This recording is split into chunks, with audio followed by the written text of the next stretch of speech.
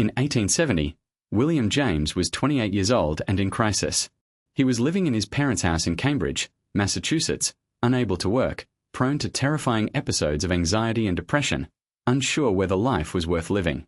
In his diary, he wrote about the despair that accompanied the one philosophical idea he could not shake, that everything is determined, that every thought and feeling and action is the inevitable product of prior causes stretching back before his birth, and that what looks like choice is an illusion. The logical consequence was paralyzing. If his depression was determined, then trying to overcome it was pointless. The trying was itself determined, and the outcome was fixed regardless. If his decisions were not truly his, then he was not an agent at all but a spectator, watching a play he had not written and could not change. Then he read Charles Renouvière's definition of free will, the sustaining of a thought because I choose to when I might have other thoughts. And he made a decision. My first act of free will, he wrote in his diary, shall be to believe in free will. It is easy to dismiss this as wishful thinking. James spent the rest of his philosophical career showing that it wasn't.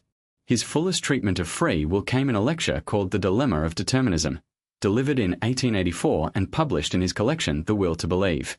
The lecture is a masterpiece of philosophical argument, clear, forceful, and still read today in philosophy of mind courses around the world.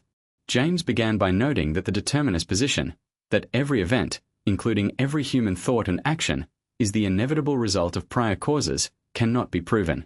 It is a postulate, a way of approaching the world, not a discovered fact. The world does not come labeled determined or undetermined. We impose one framework or the other, and the question is which framework makes more sense of everything we experience. The determinist framework, James argued, has a fatal problem.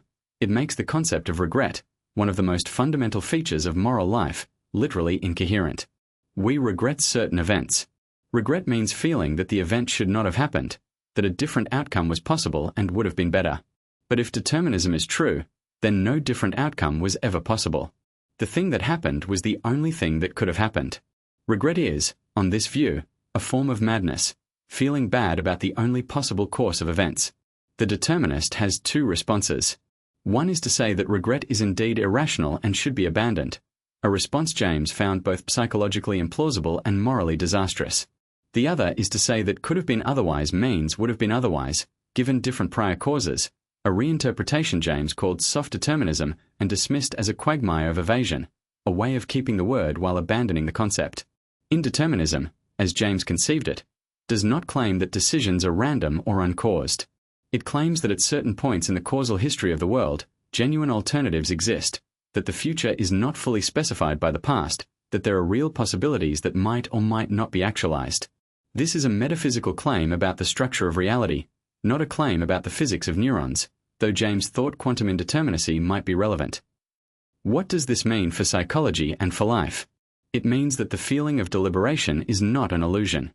When you are genuinely deliberating, when you are unsure what to do and your choice is genuinely open, you are accurately perceiving a real feature of your situation. The alternative you choose is not guaranteed by prior causes. It is genuinely chosen. James did not think this resolved every problem in the philosophy of free will. He knew that the relationship between indeterminism at the metaphysical level and meaningful agency at the psychological level was complex. But he thought the alternative, the determinist picture of a world in which nothing is ever genuinely chosen, in which moral responsibility is a fiction and regret is incoherent, was not just philosophically questionable but humanly ruinous. His own recovery from the crisis of 1870 was, he believed, evidence.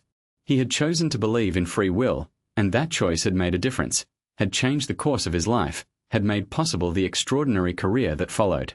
Whether or not free will could be proven philosophically, it could be demonstrated pragmatically. Those who believe they can change, and act on that belief, tend to change. Those who believe they cannot, don't. Subscribe to The Psychology of William James for more of his timeless ideas.